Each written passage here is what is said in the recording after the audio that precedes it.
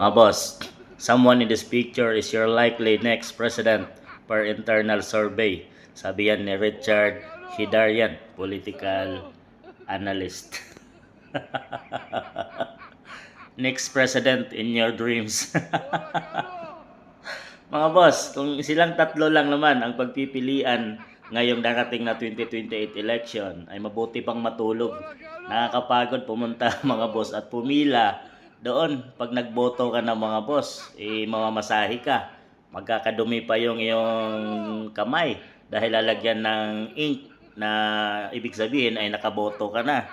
Tapos, gotong pa mga boss, mabuti pang hindi magpa-register ngayong darating na eleksyon. Kung ito lang naman ang pagpipilian, sayang lang ako ng pagod mga boss.